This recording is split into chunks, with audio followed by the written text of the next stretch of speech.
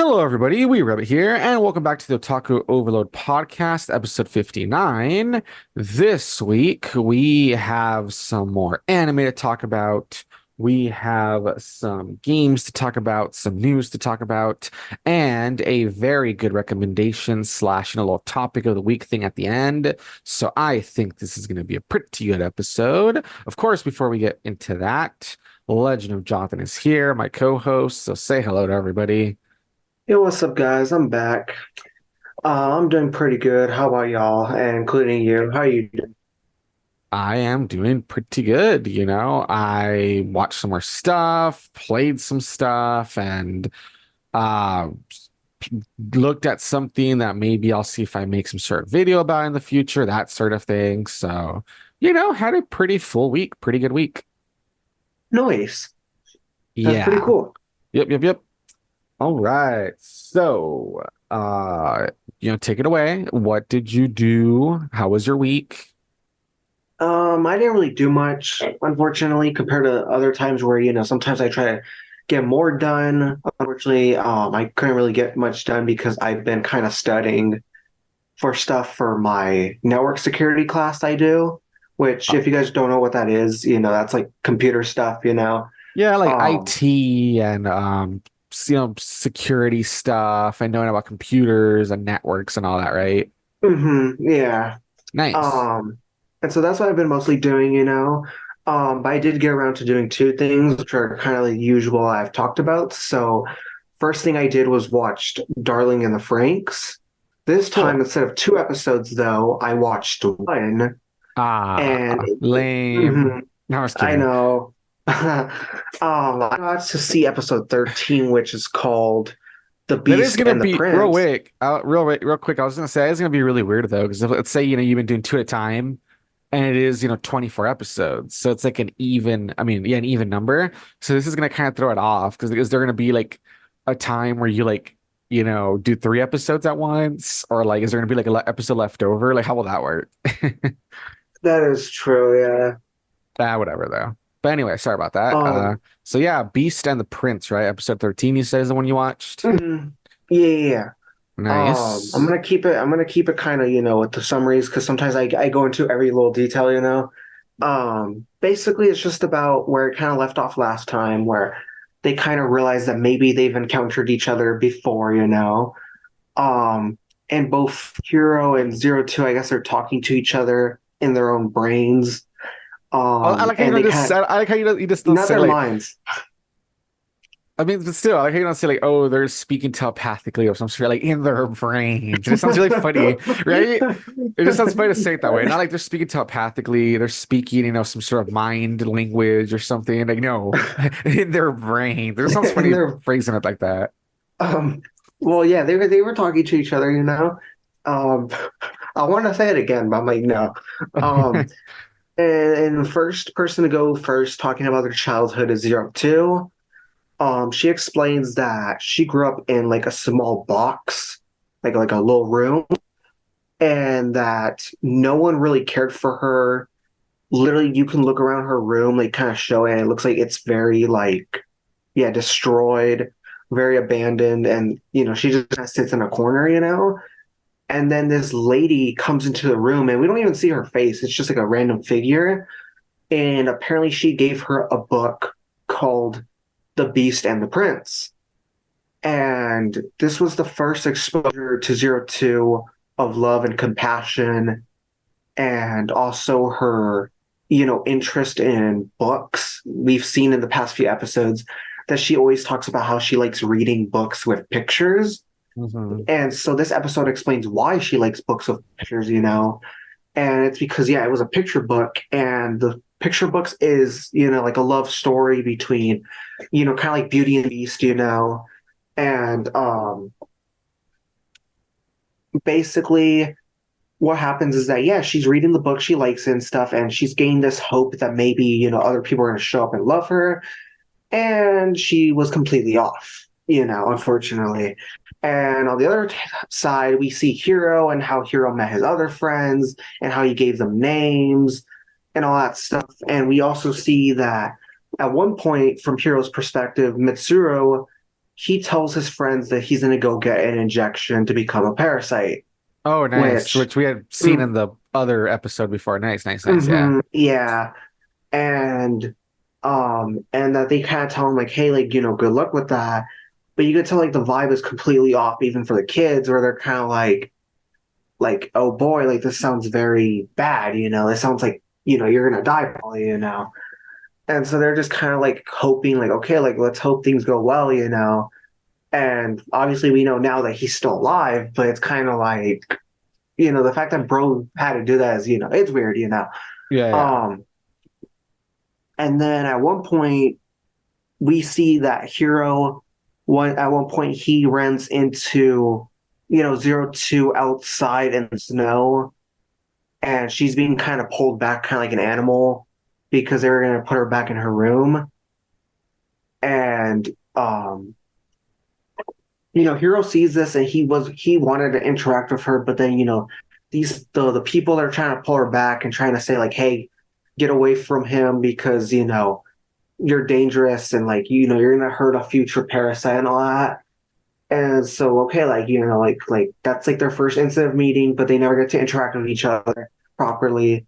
And then later he kind of just watches her here and there where like he sees her in like a window and she's trying to like fight someone because they're trying to take her book away and stuff.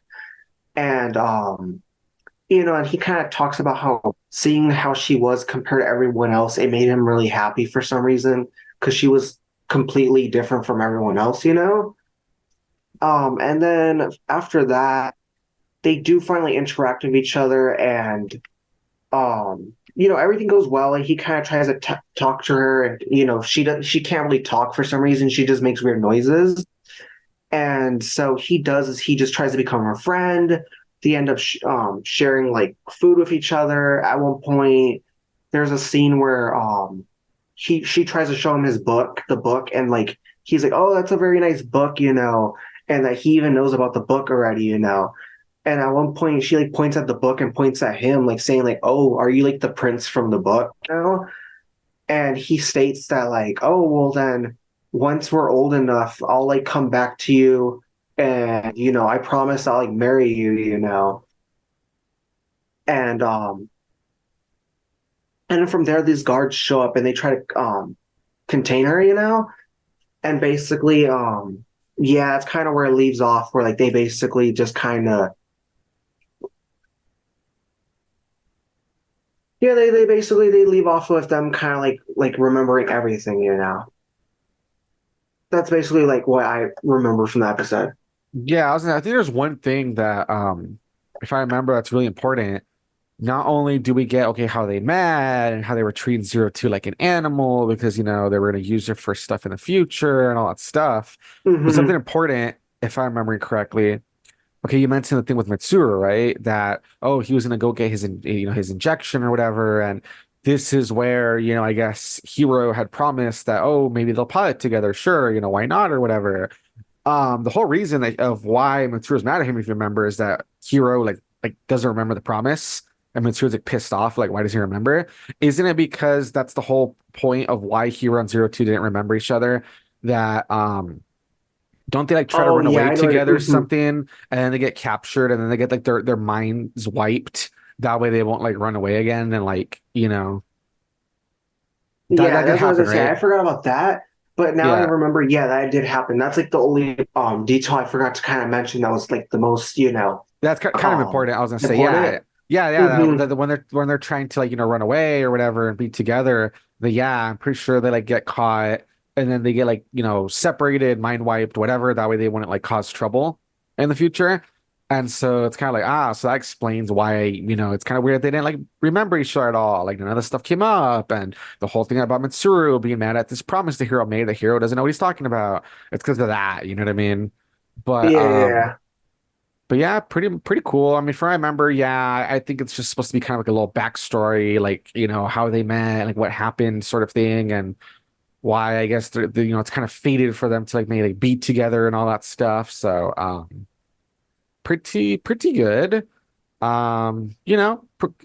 It's a lot of stuff you've already kind of seen before. Kind of like it's a bit tropey, but I think it's a pretty good episode. I think it's pretty good, the little backstory of how they met, and it's kind of cute and all that, and the fact that all this time later they find each other again and stuff. It's nice.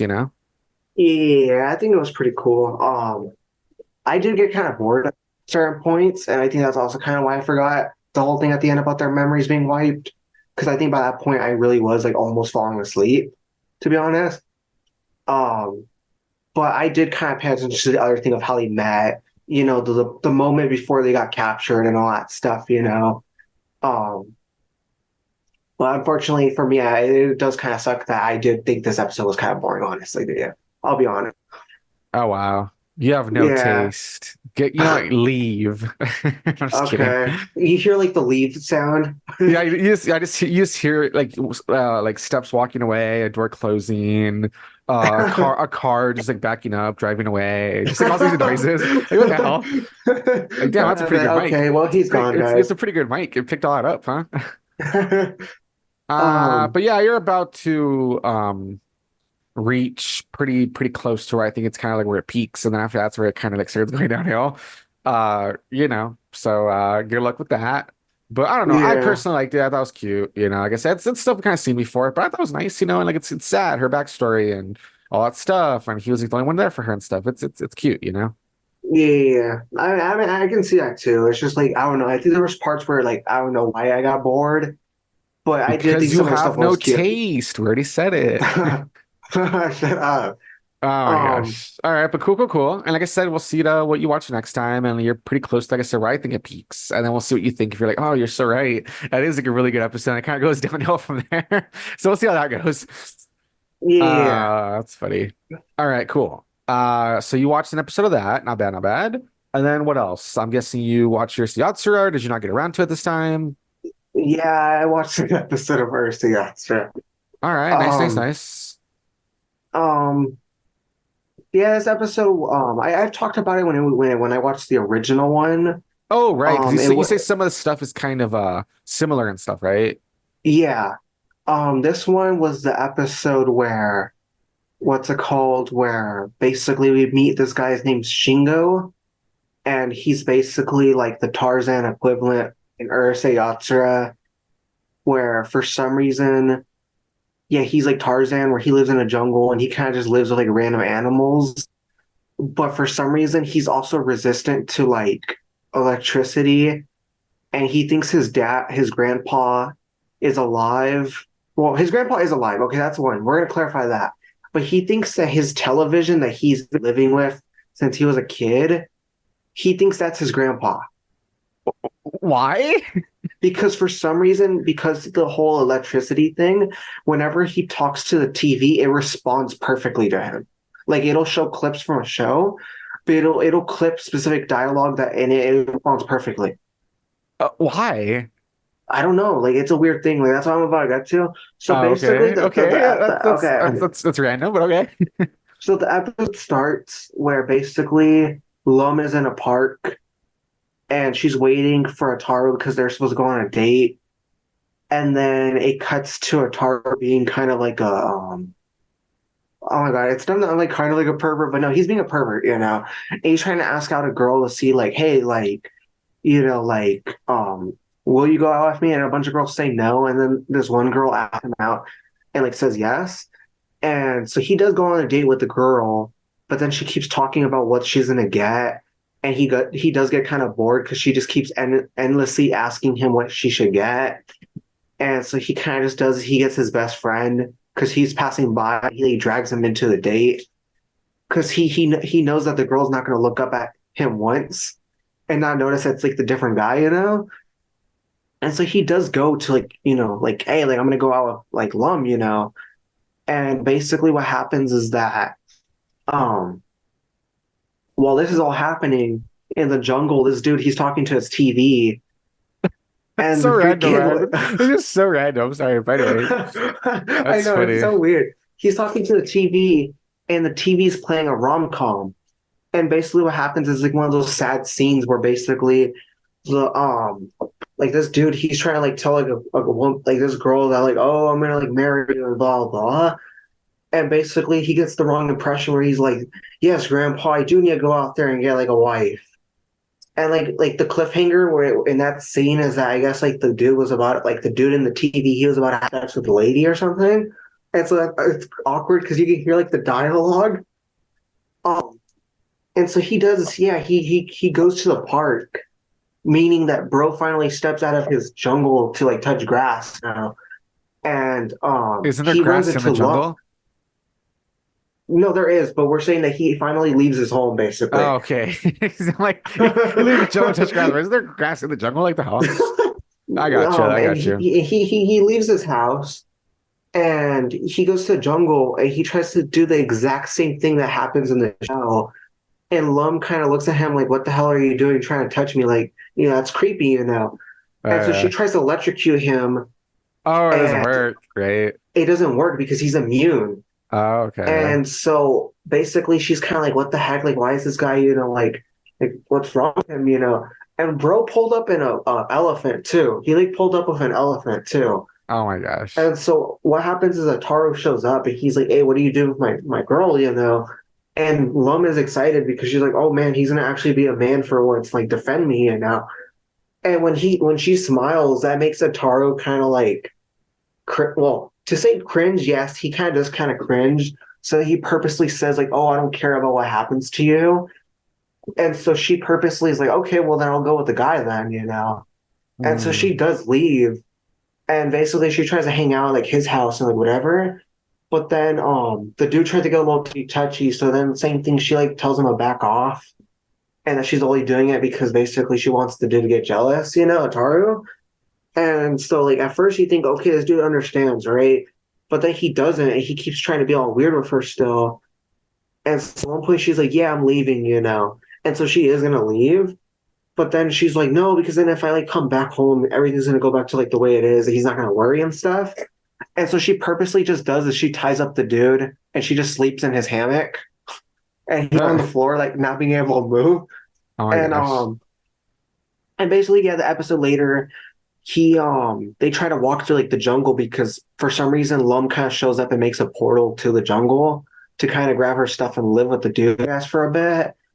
And what Damn. happens is that yeah, like she purposely does all that to kind of like piss him off, you know, Ataro. And what happens is that when the dude shows up, they try to walk through the jungle like to rescue Lum. And basically what happens is that um like the moment like they enter the jungle, they get electrocuted. Like straight up they get electrocuted. And like what the heck, like how does that work, you know? And that's when like Mendo's there being like, you know, all jealous too. And he's like, "I think the jungle's like infested with electricity itself. Like you cannot even walk in the land itself, you know." And so they have to go to this gardener dude. And guess who the gardener dude is? Cool. It's the grandpa of the actual dude. Uh, oh, what? Because they lost. Basically, what happens is they explain that when the gardener dude was hanging with the grandson when he was a baby, what happened was that there was a freak accident that caused a lot of electric vegetables for some reason. Like they were experimenting. It caused like a explosion to happen where like electricity was like too much. And what happened was that basically the son, he went missing and they never found him, unfortunately. And so the implication is that when he went missing, I guess he got raised to like all those animals and like the TV and everything. Yeah. And so basically what happens is that yeah, like the grandpa, he's also like on this mission to find the grandson. But the problem is that he thinks that Mendo's his grandson. Oh So wow. he tries, yeah, and so this whole episode's like dumb. And basically what happens is that the dude actually tries to kidnap Lum, and like basically Lum explains the whole thing. But then he kind of does this. He's like, "Wait, so you lied to me?" And she's like, "No, like I was like I never like meant to do that either." And he's like, "Yeah, I don't care. I'm kidnapping you anyways. You're gonna marry me whether you like it or not." Oh And so jeez. yeah, so like the last 30 minutes is them fighting against the dude and actually rescuing Lum, which actually is pretty cool. I thought it was better than like the anime. And It's at the end, they give closure where instead of the grandpa being there, they take him to meet the grandpa. But then what happens is that these two idiots, instead of like running towards each other like you think they are, they run in the complete opposite direction. So the grandpa runs towards Mendo, and the dude runs towards the TV.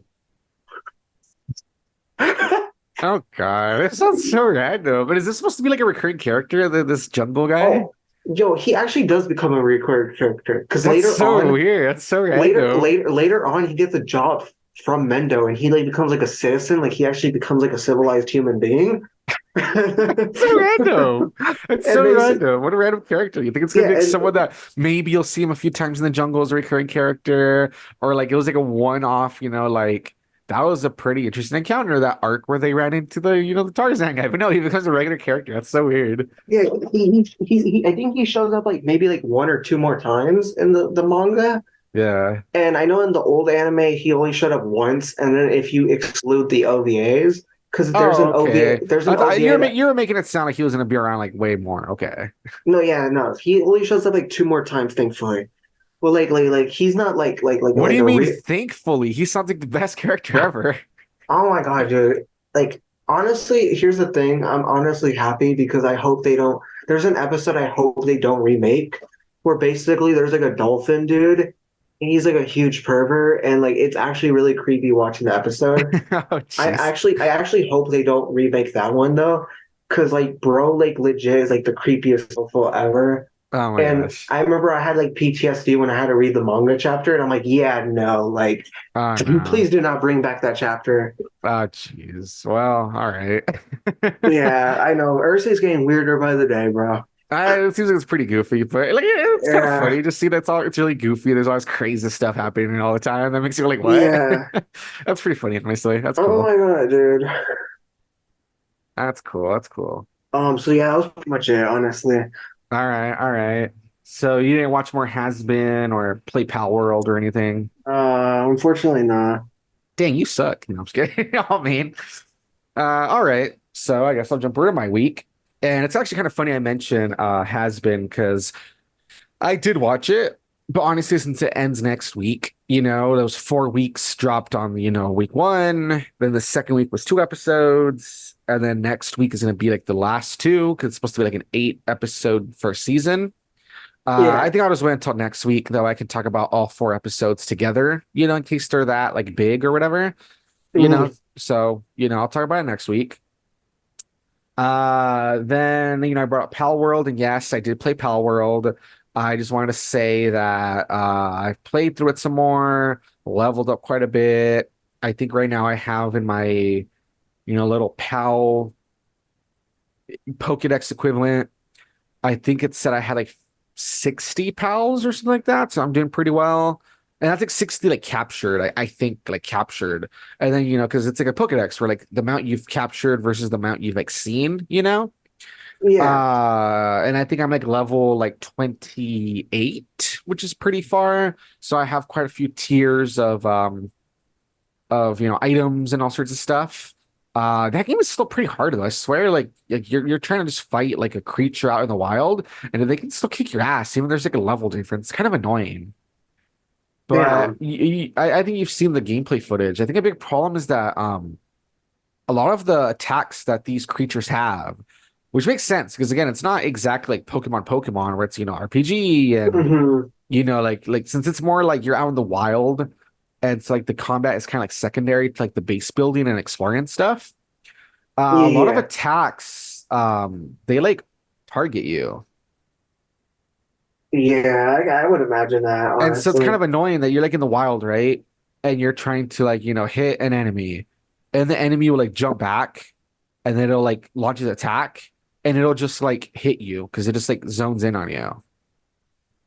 And so it Yeah, that's becomes what I'm saying. annoying. Yeah, so it becomes annoying that's like, okay, I have like a pretty good shield, but their attack will like attack or two will like break the shield. And then from there, they're just like, doing damage to me. And it feels like there's not really like a way to like avoid it, if that makes sense. It's kind of annoying. And then like if it's like it's like a one-on-one encounter, it might not be too bad. But like sometimes you're like attacking like a pal, right? Because you're trying to capture it. And then like as you're attacking it, other pals around or even like enemies, some of the human enemies, they get aggroed. And so they come and they start like attacking you too. And so it just becomes really Hmm. hard because you have like all these things like you have to like worry about at the same time. And like I said, then if there's stuff just like zones in on you, then like you can't really avoid it. You know what I mean? So it's like so annoying. So like the combat, you can definitely see it's secondary. It's kind of iffy. You know what I mean? It's kind of weird, Yeah. but still overall, still enjoying the game. Still trying to explore the world. It's a pretty big world, honestly. So I have like a big portion of the map explored, but not all of it. Like I haven't even gotten to another tower yet, which is like the boss fights. Like if it was like the equivalent of like a gym leader or something. I've only done like the Mm, first one. I'm still trying to find the other ones. They're pretty spread out, honestly, at least from what I've seen.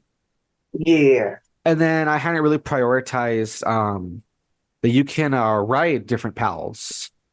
Like there's even Oh, some that you can sounds like pretty there's cool. some you can like ride, on land, through the sky, etc. And I hadn't really prioritized that. I had unlocked a lot of just like the stuff for like the base.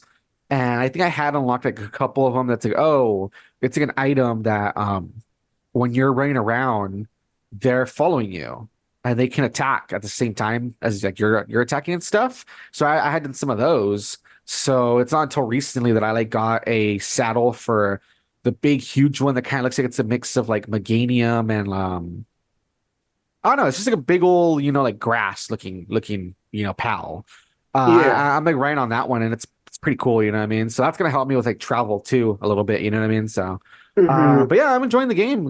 It's pretty fun. It had its issues and I had to switch from playing on Xbox Series S to playing on my PC.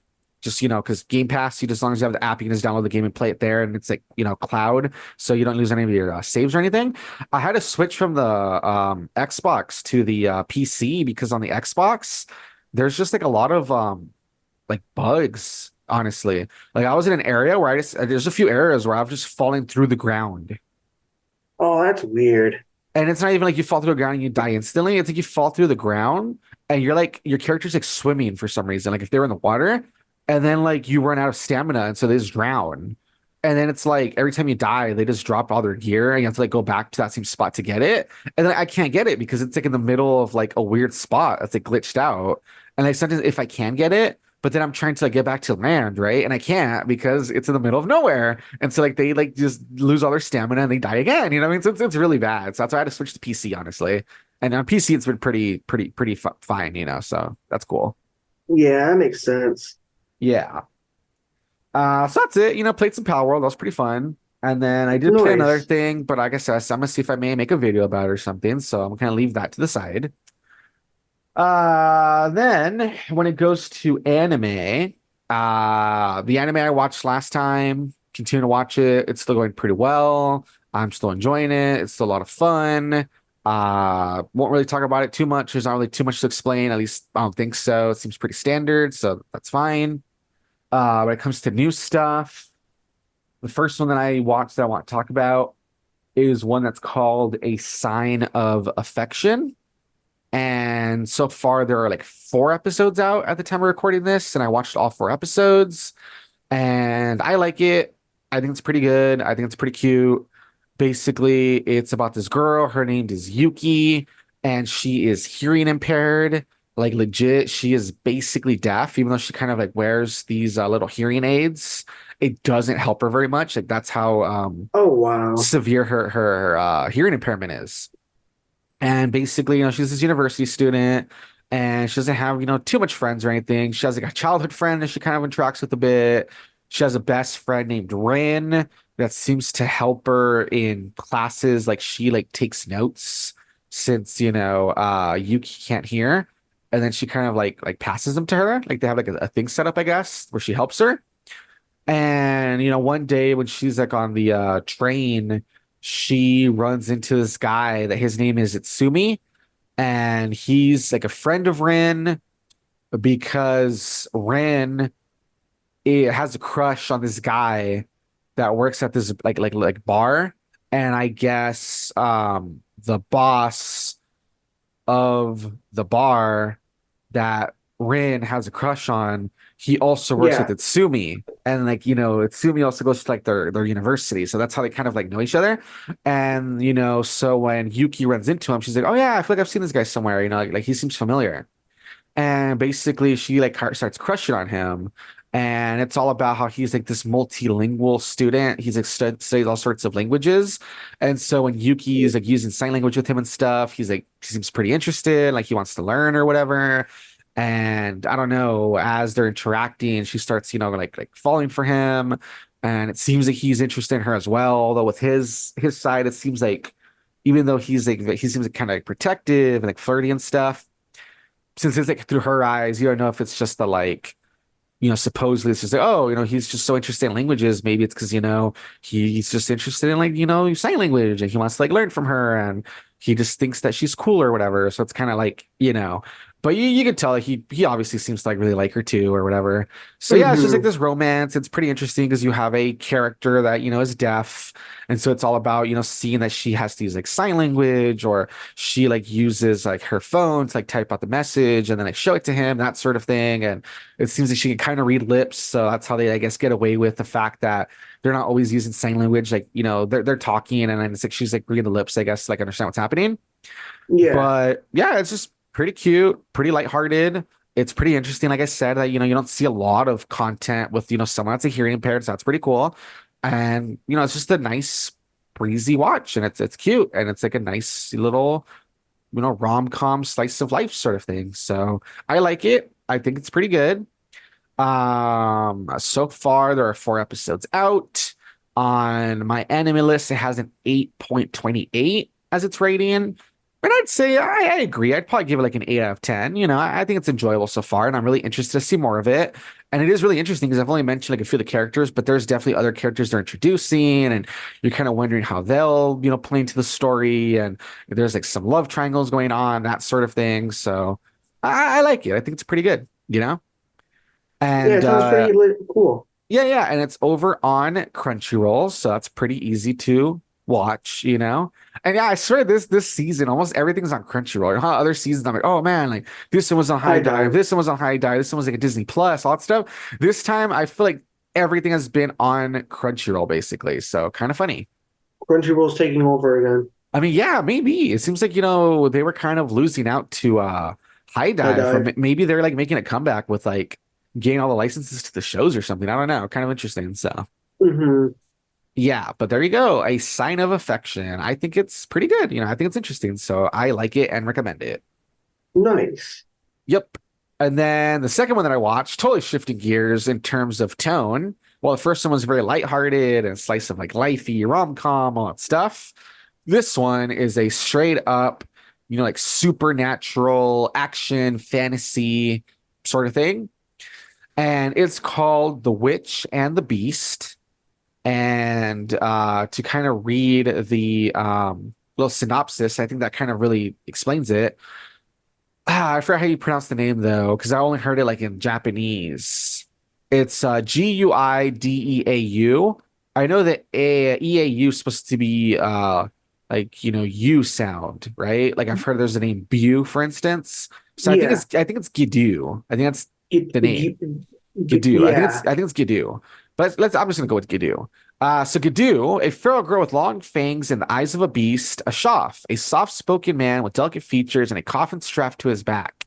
This ominous pair appears one day in a town that's enthralled to a witch who has convinced the townsfolk she's their hero. But as Shoff and Gidoo know better, they have scores to settle and they won't hesitate to remove one in their way. So yeah, it kind of describes what the characters look like. Blonde girl with, feral. She's really feral, really like, rude and kind of loud-mouthed and, hot-headed with long fangs and like crazy eyes. And then a Shoff, tall guy that's always chain smoking, really soft-spoken, really calm. And he's walking around with a coffin strapped to his back. And yeah, basically the lore here is that we find out that Gidoo, she has been cursed by a witch because, witches are like a big thing in this world. And she's basically working with this guy that's a mage because that's like another thing in this world. There's mages and there's witches. And, it's like a present day sort of environment.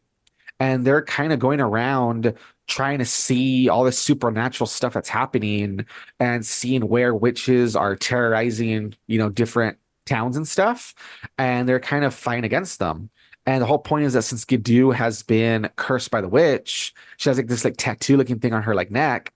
she is teamed up with a Shah who's part of this bigger like organization, and they kind of Yeah. get, sent to places for missions to kind of help the populace.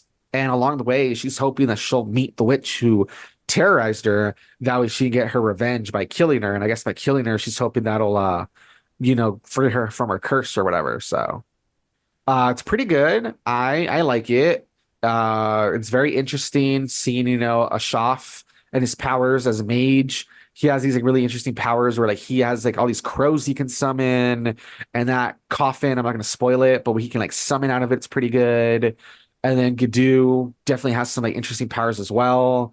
Again, without spoiling too much, it's kind of cool that has the ability to like totally transform and like Hulk out and like super strength and all these things is really cool. And then like the different witches, and the supernatural stuff that's going on is kind of cool. And this one, only has like 3 episodes, and the second and third episode kind of go together. So it's kind of like a two-part story. But at least all Yeah. the stuff we've seen so far, it seems pretty interesting, seems pretty good. And I'm definitely interested to watch more and more of like the powers and the witches and the mages and like the world building and what's up with like 𝐦𝐤𝐤's power. Like, it doesn't seem like it's like a mage power, it doesn't seem like it's a witch power. So like what kind of, power set is that? And what's up with the curse necessarily, that sort of thing. So pretty good. I'm really liking it. It's really interesting. And it's 3 episodes so Hmm. far. It's supposed to go for, I didn't mention that. The other episode, the other anime, is supposed to go for 12. This one's supposed to also go for 12.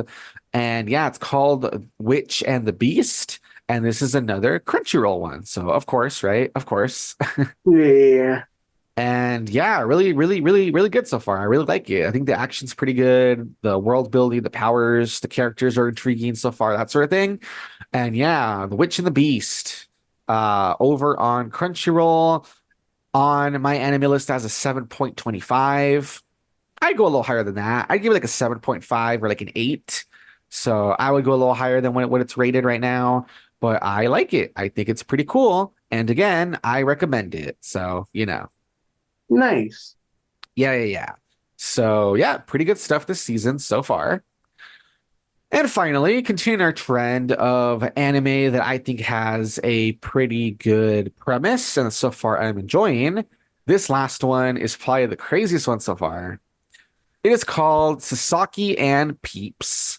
And basically, it is an anime about this guy named Sasaki, who is a corporate drone, and he works for a trading company, businessman. Yeah. And nothing terrible. It seems like he enjoys his job enough. It's not like he totally hates it. It's like, okay, it's fine. It's not like super great or anything, but he doesn't seem miserable. It's not like a Zom 100 thing where the dude just looks dead inside. He seems like he's fine, right? However, he does seem like he's kind of, a bit in a rut. Life isn't too exciting. He's lonely, that sort of thing. So one day he decides that he's going to get himself a pet, to try to, kind of fulfill his life a little bit, right? Get some companionship. However, when he goes to the pet shop, and he has kind of mentioned this before he got there, that, he doesn't get paid too well. It's just fine. And when he gets to the pet shop, he sees that Gateway himself like a little dog or a cat. Apparently, they're really expensive. And then, like, plus all like the care, I mean, it would be a lot of upkeep, right, for all the stuff, to take care of the pet.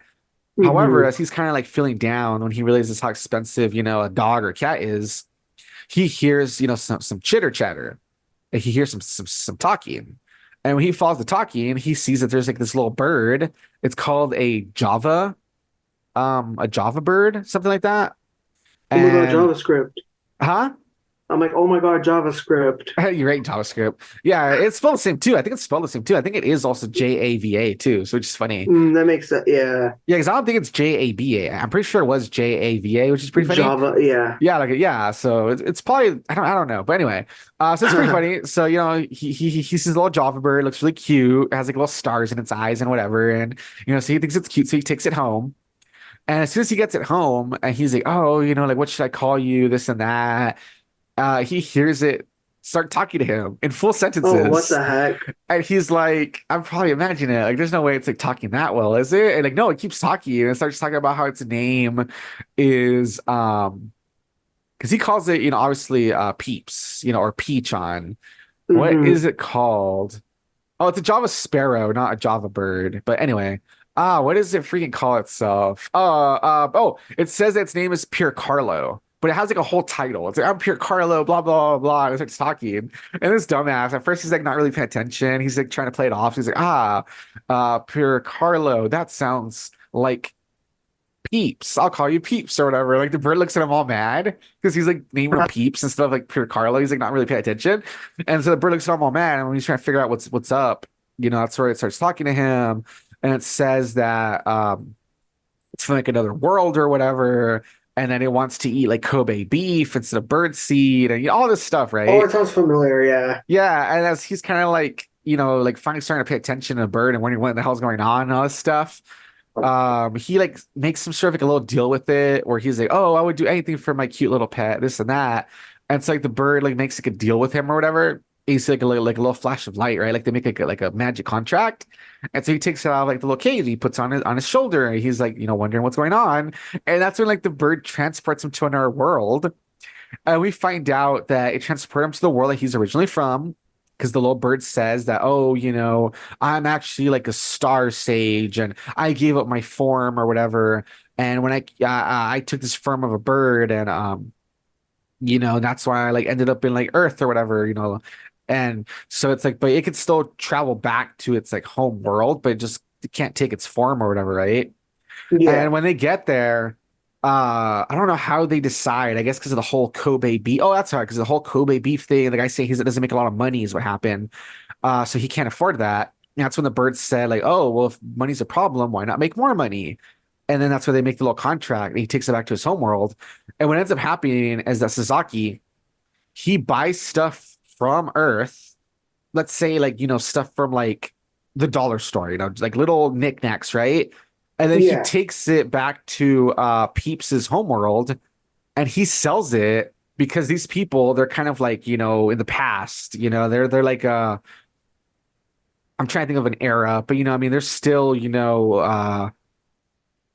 you call it? I'm trying to think of the word. There's still counts and princes and stuff like that. And everything's still like more primitive, that sort of thing, right? And Yeah. so basically he sells them a bunch of stuff, and because it's stuff that's like super like technologically advanced to them, stuff that they don't know about, they buy like all of his stock and like give him gold, and he then uses that to do other. I just thought about it. How does he transform the gold back to like yen though, so he can afford more stuff? I hadn't really thought about that. Sure, they explain it, but I hadn't really thought about how he makes it work. Huh. Anyway, the point is somehow he makes it work. The point is he sells stuff in the other world. Somehow he's able to, make it work so that he can then invest and then, continue the process and start selling more. He even opens up like a restaurant at some point. That way, the chef can make him and Peeps all sorts of great food based on, he gives them like the recipes from like, our world. And so it's pretty good. He has a good thing going there, right? Where he can like teleport back and forth. He has this like little business going on. He's starting to like, get himself better fed. In the other world, he has like a really nice, little bed, compared to here, stuff like that, right? Yeah. However, a thing that we notice is that as he's doing all this, Peeps, since he was like this sage, magical being, starts teaching him magic. And Sasaki, for his credit, does really well. Stuff that would take people years to learn, he starts learning it over the course of like a few weeks or like a few months or whatever. And he can use the magic both, in the other world as well as back on Earth. And so as he's doing all that, he's, enjoying his life and all that. He gets thrown a bit of a curveball that he sees this woman getting attacked, and she's getting attacked by a guy that can do magic. That he can transform his arm into like a blade. And so obviously he uses some ice magic to, rescue the woman, save her. And the woman, says, like, did you use magic? Are you a psychic? This and that. And that's when he finds out that apparently in Japan, there is people that can use magic. Not like you think that's because they know about the other world. It's just something that apparently exists in that world. Like there's a few people, like one in like 100, one in 1,000, like she mentions, they apparently can use magic and they're called psychics, but everyone has like an innate power.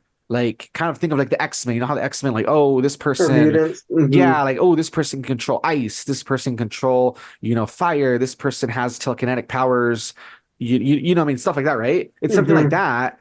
And so the girl thinks that he must be a psychic. And she's like, oh, well, we have to like get you registered, this and that. Thanks for rescuing me. And she ends up registering him with like the organization, and she makes him like basically involuntarily quit his job at the trading company, and so he becomes like this like police force that he's tasked with like helping to hunt down people who are using like their psychic powers as they call them for evil, and then they don't want to register themselves. And they end up recruiting him, and he basically that becomes his job in Japan. So it becomes this really interesting thing where, like, in Japan, he is undercover that he only has supposedly the ice power. That's what they think he has because everyone only has one power. So they think that he has the ice power, and he like teams up with this girl to help the organization, bring down all these people that are using their powers for evil. And then on the other side, in that other world, he's, a tradesman, and he gets involved with like the politics of that world and all this stuff. So it's like a really interesting dynamic where it's like, there's like two different like stories almost going on together. But it's like really well done. It's like really fun so far. Yeah, that sounds pretty cool. I feel like in any other anime, it would have been just like one story or the other. It would have been either, Hmm. okay, this guy develops powers and he's helping to track down and fight these other people with powers, or it's this like isekai thing about this guy being like a Hmm. tradesman merchant in another world, right? But here I love that it's like, no, it's both things going on. And so he has to balance the fact that he can like go back and forth through peeps. And he does, one thing in this world, one thing in another world, and like he wants to focus on the merchant job, but he has to come back and like do his job in Japan, and it's really interesting. I'm really liking it so far. It's really really cool, honestly. Yeah, it sounds pretty cool. Yeah, I feel like if you look at the little description, this last little line really says it. It says it right here. It says, all Sasaki wants to do is use these newfound powers to live in peace and comfort, but there are more than a few colorful characters who might get in the way of that. So Yeah. pretty good. I'm really liking it. It's really, really fun. So yeah, it's called Sasaki and Peeps. I think as of the recording of this, there is like 4 episodes out. And it's again over on Crunchyroll. It's supposed to run for 12 episodes.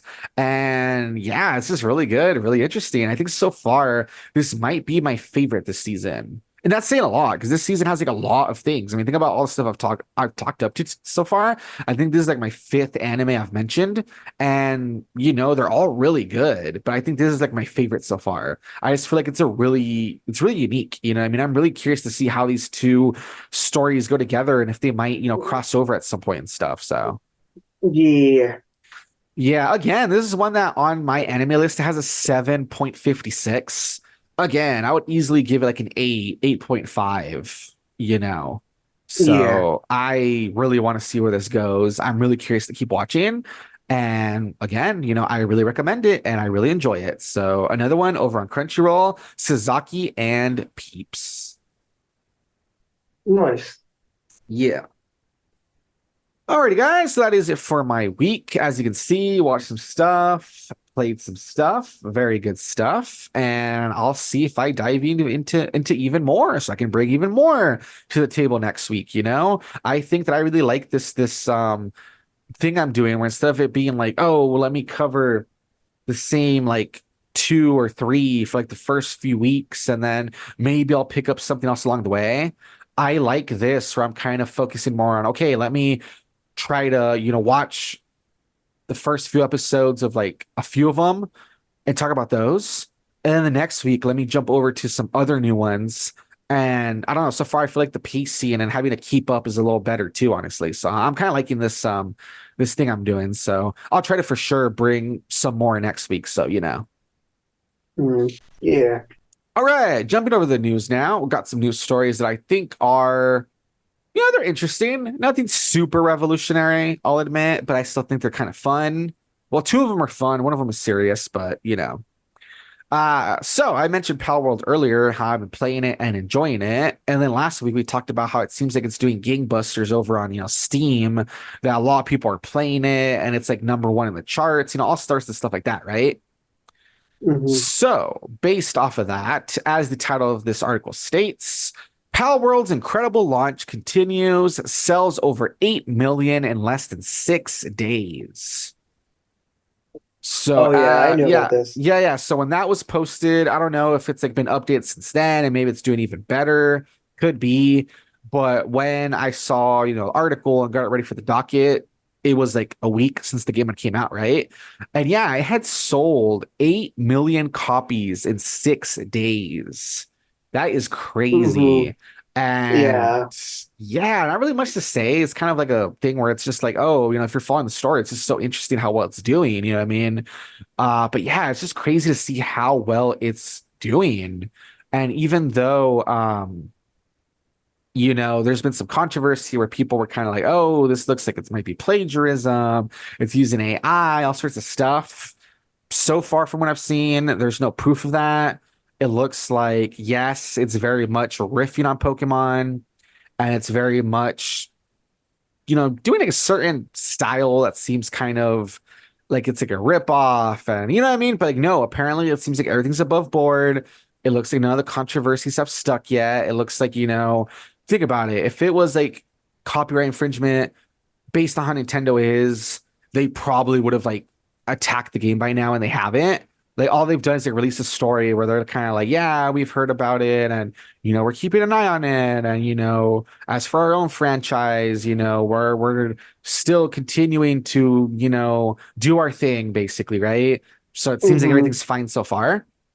But yeah, it's just one of those things where despite a bunch of controversy and a lot of people being like, oh, this looks like a ripoff, looks like AI, and some games being mad because it took attention away from them. Like I think The Last of Us 2, I think they were mad because people were focused on this game instead of theirs and a bunch of stuff. And like, even though there's been all these like issues and like controversies and stuff, it looks like, the game continues to trudge ahead and just do like really, really well. So pretty cool, you know what I mean? Yeah. So pretty fun. I think it's pretty cool. I continue to enjoy it. And I guess it's good to see that it continues to do well, and it's still technically like in early access beta sort of stuff. So it'll be interesting to see what more they might add to it then, I guess. You know what I mean? Because it looks like they're gonna add to it if they're staying it's still early access. So, pretty cool. Yeah. Yeah. Next news story. Speaking of a game that, seems like it's pretty cool so far, and it seems Oh like, yeah. this one's a bit different, but as the title of the article states, Princess Peach Showtime transformation trailer and screenshots. So this game isn't Mm. out, of course, it's still coming up, but it's another one of those things where it's like so far so good, where, the game looked pretty fun from that first trailer we got when we got the title and everything. All the different powers and stuff that she has looked pretty cool, pretty interesting. And yeah, with this trailer, they added that, man, it looks like it's just shaped up to be a really fun game. In this trailer, they basically showed a couple more transformations and like some more gameplay. They showed off a ninja costume, and it shows her running around doing, ninja stuff and attacking enemies, and it looks like really fun. And then they also showed a cowboy outfit where she's like on Hmm. a horse and she's like using a lasso, and it looks like she's like shaking up like bottles and she can like shoot them, which is like a really little, unique mechanic. And then from there, they also showed more of the powers we've already seen, like the swordswoman and the detective and chef and like stuff like that. And it just looks really fun. Like I still don't really know what to expect because it looks like every level is like a different transformation and gimmick. So it is interesting where it doesn't look like it's like a big world or anything. It doesn't look like you can like switch around at will. It looks like it's like, oh, you're this doing the stage where now she's a cowboy. You're doing the stage where now she's a ninja, stuff like that. So it does look like it's kind of linear in that sense, but it still looks like they're still putting a lot of like effort into, you're doing the cowboy stage now. And so it's like a stage play, and there's all these cool cowboy things going on, and you're using the cowboy power. And now Hmm. now you're switching over and you're doing, the swords person, power. And now you're doing, the ninja power. So even though it looks like it's kind of linear in that sense, it still looks like each level is still like really well crafted to make it really fun. So you can like have all these different powers and, You know what I mean? Like it looks really fun from what I've seen. It looks really cool. And I'm really excited to play this, honestly. Like if I was excited before, now I'm even more excited because it looks like there's like a lot of care put into this game. And man, I commented this, somewhere, but I was like saying, man, it feels like Peach saw how much people love Daisy and Rosalina and how people are always like, like saying about how like cool they are and like loving like what they got going on in terms of like personality and like design and stuff. It felt like Peach like finally got like word of this and she decided to like do something about it and she like like stepped up her game basically. Damn. Like that's what Um, that's almost what it feels like. It really feels like she's like, man, I'm falling behind. I'm supposed to be the OG. Daisy and Rosalina are getting all the attention. I'm gonna step up my game to be like super cool too. That's what it feels like, honestly. cool. I'm pretty Like, hyped for the game, honestly. That's all I was gonna get to. Um, I was already kind of hyped anyways because, before the only other Peach game we had was literally only like one, which was, the Super Princess Peach. mhm. And I'm like, I've always like been that type of person where I feel like other characters in a series or franchise, they deserve to have their own, spotlight. Oh yeah, for sure, for And sure. so, when I heard that, okay, like they're making a Peach game, like that's gonna be pretty cool. We already saw what was cool about the first one. And when I saw this, like, okay, well, that's, good. They're pushing it a lot more. And then, I was even telling a friend of mine that I told her too. I'm like, are you gonna like play this game when it comes out? Because I know that you like Peach a lot. And at first she said no because she doesn't really play video games as much as she used to when she was a kid. Mm. And two, I guess she kind of did was before she used to like not masculine, but she used to like more violent games, and now she just plays more chill games. And like as of recently, she started posting on her story about this, about like the pink Joy-Cons, which is a separate story, but it came out when this video came out. And Hmm. I told her again, I'm like, are you gonna like get the game? And then she like changed her mind and she's like, maybe, because it looks really dope. Like it's living up to like the hype. And I'm like if she says that, that she might, get the game. So I'm like, a lot of people are interested in it. Yeah, I've seen a lot of really good And comments. yeah, and so I was like, you know what? Like, I'm pretty happy because if this is the case, if Nintendo sees that this is really getting hyped up a lot, then this might convince them not even just to focus on Peach, but like focus on other characters. Maybe even bring back Wario since he already had his own thing, and like actually, hopefully, like they might actually do that. Now, are they gonna do it? Maybe not, but we can always just dream. Yeah. Yeah, I don't know. It's kind of I will admit it is a bit weird because as you're saying, oh yeah, people seem hyped for it, this and that. Um I'd seen a lot of like really good comments all over like Reddit and like some other places like on YouTube, this and that. And then like freaking you guys will see like where the link in the description below for like the article where it talks about Princess Peach Showtime and all that stuff. All the comments are all these people being all negative. Like, Jesus Christ, it's all like it looks like created just to sell more merchandise later. Like, So basically, every single thing.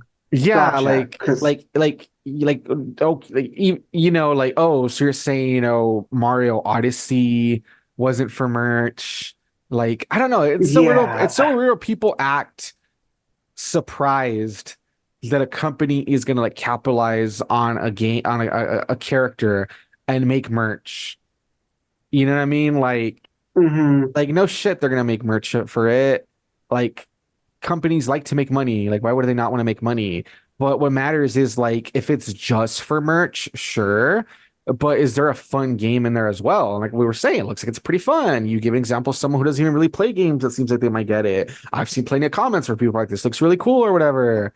And you know what I mean? So like, I don't know. It's just so weird yeah. how some people will always just jump to like, oh, this looks so No negative bland. This conclusion. looks like it's just for like, it's just a cash grab, this and that. And it's like, I don't Dude, know, everything's man. a cash grab. Yeah, like no shit. Like people make games because they want to make money. They want to like get their name out there. You know what I mean? Even the ones that are doing it for like more of like the recognition. But what do you think the recognition is for? So they can keep making stuff and keep putting their name out there and probably to make money and keep making stuff. And I don't know. I don't know. At the same time, I don't feel like, defending a freaking billion-dollar company. I don't want to go there either, but it's just one of those things where like this game Yeah, looks fun. It looks like there's a lot of effort put into it, all this stuff. And then you kind of see people being like all negative and being like with these like weird takes, and it kind of is like kind of derails the whole thing where it's like, really? But whatever. I'm still gonna play this. yeah, I'm still gonna enjoy it. And it comes out pretty soon. It comes out March 22nd. So I'm excited. I'm gonna play it. If all these other people are being all negative and stuff about it, they can suck my dick. So yeah, All right. Right. Anyway, but it looks yeah. cool. So I'm excited. This looks pretty cool. Alrighty. And now for our final news story. This is the one I was talking about. It's kind of serious, not exactly a fun news story, but it's still interesting. And it's still, like, okay, it's kind of good to have a bit of an update about this because, it's something we talked about before. So as the title of the article states, Kyoto court sentences man to death in Kyoto animation arson case. So yeah, I think we did talk about this on the podcast. I think it was one of the first things we talked about, like one of our first episodes, wasn't it?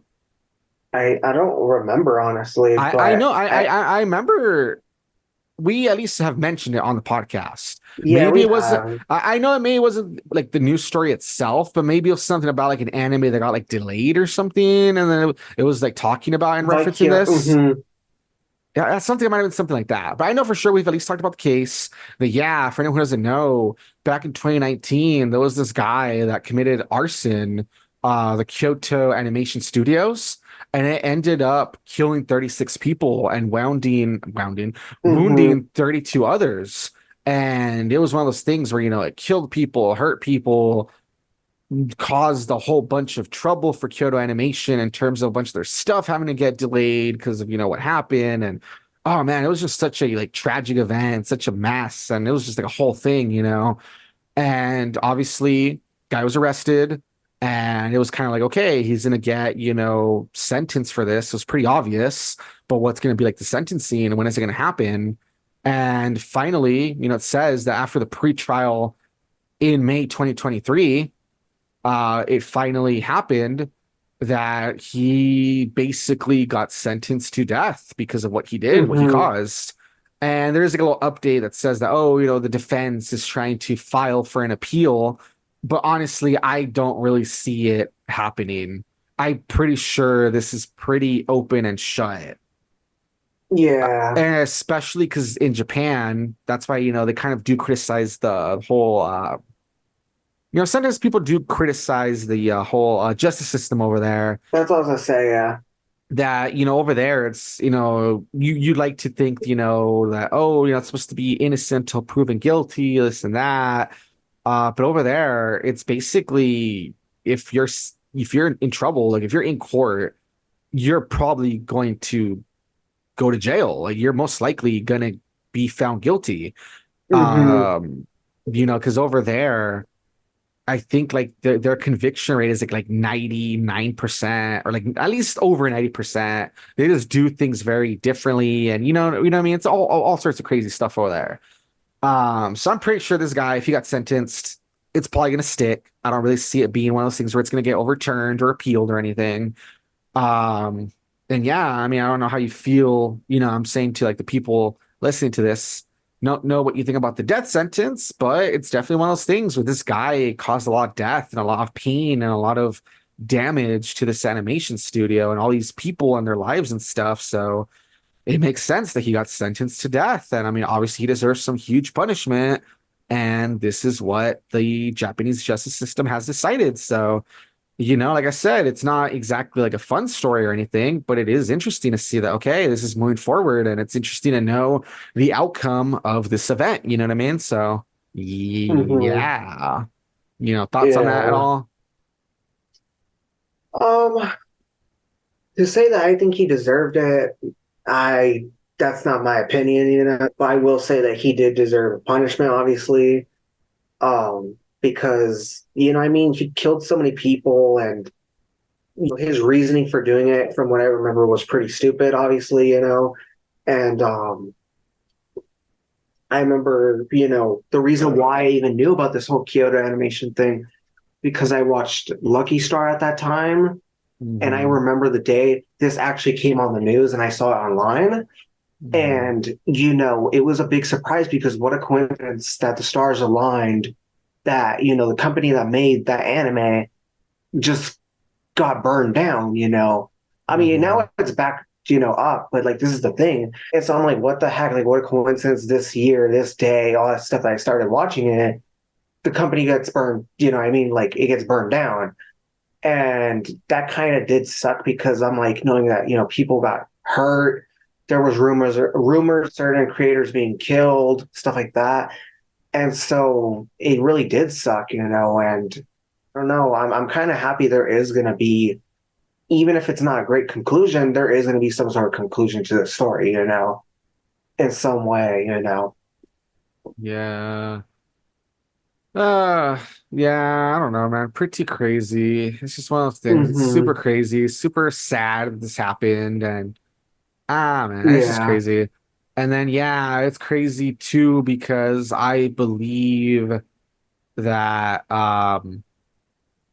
there was some stuff that what am I trying to say?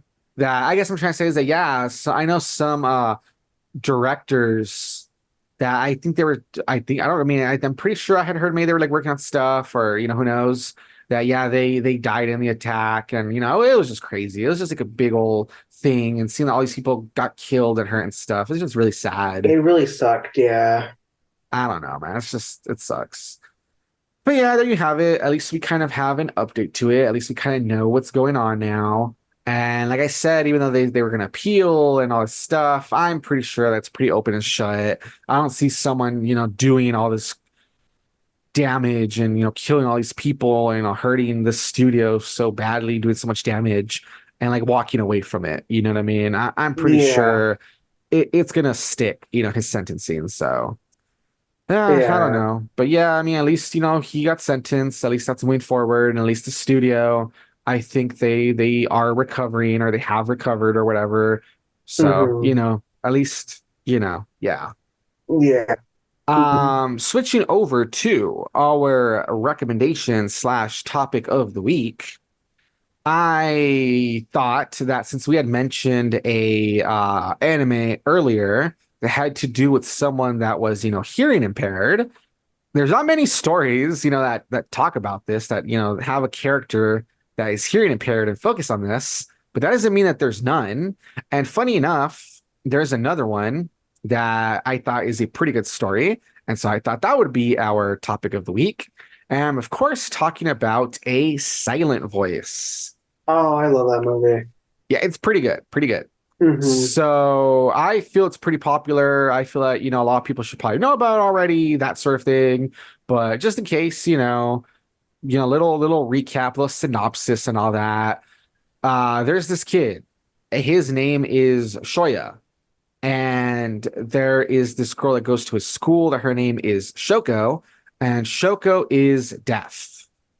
And I believe she does wear hearing aids. And I believe it does actually help her. Like compared to, the character we're talking about, Yuki in A Sign of Affection, that it seems like the hearing aids don't help her at all, right? I believe that Shoko, she has hearing aids and it does, help her like a lot. Hmm.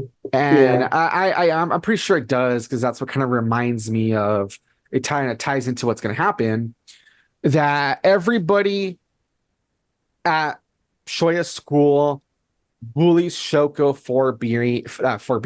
for being deaf. Like all these kids at the school are huge dicks to her. Like they bully her, they make fun of her, all sorts of terrible stuff. And basically, in order to fit in and kind of just go with the flow, Shoya kind of becomes like her biggest bully, where like I said, like her hearing aids, I think he like throws them in like a little body of water and there's like a little notebook that she uses to try to like write into it and to communicate with people because the thing with a lot of deaf people is that they can't really speak like out loud because I Hmm. guess it's one of those things where like they just can't really like hear their voice, I guess, right? And it's kind of hard to like really like speak out loud, right? So they use sign language and they try to communicate through writing and that sort of thing. And so the notebook that she uses to like write in it and talk to people, they, also like they do some stuff to it if I remember, all this stuff. And like Shoko, she's like super pure-hearted, she's super nice, and she notices that even though Shoya bullies her, she kind of sees that he also gets bullied sometimes. And so, Which is true. she even tries to like protect him at some point, but that just makes it worse because he kind of sees it as like, oh, I don't need your pity, and so he kind of like lashes out. And that's when I think he becomes like her biggest bully and all that. And it kind of sucks because, eventually she ends up like moving away or like switching schools or whatever because like the problem just becomes really big, if I remember. And it really sucks because even though everybody was bullying her and, he was just going with the flow, they label him as the bully. Like they pin it all on him and say that he's the one who like did everything and that he's the one that's out of control. And it's one of those things that has to do with whole Japanese, it's like a culture thing of collectivism and not going against the norm. And so like since the norm basically is like no longer to bully her, they had to find like a scapegoat, like all sorts of stuff, right? It really sucks. Yeah. And so he gets the reputation of being a bully, and it kind of begins to like follow him all throughout, middle school and even into like kind of like high school. And without spoiling it, he kind of was like contemplating suicide and a bunch of stuff. It's like really screwed up, man. And so it ruins his life. And at least the good thing and what makes this movie special, if it was just some bully and like, oh no, you gotta feel bad for him because, oh no, like what makes it good and what makes him like redeemable is the fact that he already kind of felt bad. You can kind of tell, but like I said, he was kind of going with the flow. But after it totally ruins his life and they pin it all on him, it really makes him, it really humbles him and it really makes him like grow as a person where he wants to make amends. And so basically where the movie kind of, the whole point of it, it's all about this guy that used to bully this girl and how when he reunites with her, it's all about him trying to make amends for like what he did in the past and trying to really make up for all the crap he put her through. And I don't know. Oh man, it's just like really sad, but it's kind of like hmm heartwarming seeing, their relationship and how we had, said that she always kind of knew something was up and she like didn't really like hate him, even though she could, but she always kind of like, I don't know, like she was kind of like trying to stand up for him when she could and all that stuff. And you kind of see like how their like relationship develops and how he's trying to make amends and how he's felt crappy about things for years and kind of seeing, how down on himself he is. And we also learn a little bit about her, how she's down herself because of, her condition and she feels like she's been like a burden on people. And like, I don't know, it's just really sad. It's just one of the things you have to really watch, but it's so good. And it's just such a hmm nice story. And it's like this story about like redemption and, growing as a person. And I don't know, it's just so many things, you know what I mean? But it's just really good. I really love it. I think it's really well done. The music's good, the animation's good, the story is really well done. The themes of hmm it are like really nice. And Shoko's like super cute. She's like a super cute character, super, super love her as a character. She's awesome. And Shoya is like really good. Like I said, the way he like learns and grows and wants to make up for what he's done and totally blames himself 100%. He doesn't like blame anybody else. And, he knows he's been a shitty person and wants to make up for it. And so like, it's just really, really good. I really like it. Really love it. Really recommend it. And I know you've watched it. I'm guessing for you, it's probably like the same thing, right? Yeah, that's what I was gonna say too. And that, yeah, explores a lot of, like you said, like deeper elements, you know. And not only do I like that it does explore these deeper elements, that it doesn't try too hard to be too like not dark, but too serious and too sad. There are moments where they try to make it they try to lighten it up, and I like that, because it's not like, oh man, we need to have everything be happy. But I think the point is that it helps so that the viewers see that these are characters that have emotions that aren't just like, oh, I'm depressed or oh, this is serious or this is. I like to hear it's like it explores these characters, what their everything about them, their motives, their emotions, their happiness, their sadness, you know. Um, and I don't know, like I really like I barely like honestly you explaining it again did help because I haven't watched it in like a long time. But I do, now that you recapped it, like I do pretty much remember the entirety of the movie and same thing I do recommend it. It is a pretty good movie and it's pretty sad, but it's pretty heartwarming too. Hmm. Yeah, it's just like so well done, man. I really like it. Really recommend it. I think it's really cool how, it has all these different themes. I think it's kind of cool how we have a main character that, she's deaf and we see a lot of stuff with like sign language and communicating, that way. And it's just really good. I mean, I don't really know what to say. It's just one of those things where you should watch it if you haven't watched it. Really recommend it. Man, it's just so well done. It's just really top tier. Hmm. 100% recommend. You know what I mean? And Yeah, that's what I was gonna say yeah, I was too. gonna say, where could you watch it? That's what I should probably bring up. So in case anybody is like, oh, where can you watch it? Where is it? Let's see. Fortunately, I think it's one of those things you would have to like rent from like Prime Video or YouTube or something. Because yeah, it doesn't seem like it's on. I mean, is it on Crunchyroll? I'm trying to see if it's on Crunchyroll. Hold on. It's not really listed on the side where it says like watch now. Let me see. I'm just trying to see. Is it on Crunchyroll? Yeah, okay, it's on. No, no, actually, you cannot watch it on Crunchyroll. Yeah, and there's a lot of people complaining. I'm looking right now. People are saying, like, why isn't it available? Bring it back. So I don't know if like a licensing thing. Mm, Because I was gonna say, I feel like it should be on Crunchyroll, but no, it's like non-Crunchyroll. So right now, it's only on like Amazon Video or like YouTube, that sort of thing. So, oh man, I think it's one of those things you'd have to like rent for like. Luckily, it's not too expensive. It's a couple bucks, but it just kind of sucks that it's not on any of like the subscription things like Crunchyroll, Netflix, any of that. So that's kind of lame. But at least if you want to like rent it, it's not too expensive. So, and I definitely think it's worth it too. Like that would be like the best $2 spent. You know what I mean? So like, it's worth it. yeah. It's worth it. So but yeah, it's just so good. Really recommend it. Love it, love it, love it. Say you should check it out. And there you go. What else is there to say? Nothing much, honestly. Yeah. Guess the only other thing I would say is I know it is based on a manga, I believe. I've never checked out the Hmm. manga, but I think I've heard it's supposed to be pretty good as well. You know what I mean? So not bad. So there you go. Alrighty, guys, and that is it for this week. Hopefully, you guys enjoyed this podcast episode. Hopefully, you guys had a good time listening to it, and we gave you some ideas of stuff to watch, stuff to look out for, that sort of thing. We've been doing this for the last couple of weeks. So I kind of like doing it. What do you think you might try to, bring to the table next week? What are you going to try to like watch or play or whatever? That way you can, talk about it Um, next week if possible. maybe.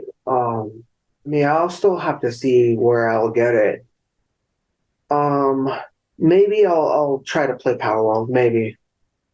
Okay, that's not a bad idea. So Palworld, it'd be pretty cool to check it out. That's not a bad idea. Are you gonna try to watch, I'm guessing more Urusei Yatsura, more Johnny and the Franxx, I'm guessing. Yeah, maybe try to see. Try to hop on the Hazbin Hotel Yeah, I was train gonna say that, that again. that that would be a good idea, especially since it's supposed to, like I said, next week's supposed to be the last couple of episodes. Might be good. We can kind of talk about it overall, that sort of thing. For me, I'm probably gonna see if I can keep playing more Pal World, see how much farther into that I get. Definitely gonna try to watch Hazbin Hotel so I can, bring up the oh, here's my overall thoughts on this first season, next week. We'll definitely try to watch some more anime. That way I can bring more, up next week, little mini review or slash recommendation of, at least, two or three more. And I think that's really it. I know we're getting really close to the release of Persona 3 Reloaded. So I'm really excited for that. But I think that, it's not going to be out by the time we do our podcast. I'm not too sure, but we'll see. Maybe I'll have actually tried at least like a bit of it by the time we record. We'll see how it goes. But yeah, that's definitely the stuff I'm looking forward to like watching and playing and that sort of stuff. So we had said last week, but yeah, it looks like this year is gearing up to have like a lot of content just coming out now. So I'm pretty excited. Yeah. Alrighty, guys, but that is it. We will try our hardest to be back next week. We'll see how it goes. Hopefully, we will be back, fingers crossed. And with that being said, we hope you guys have a good one. Until next time, bye-bye. Bye-bye.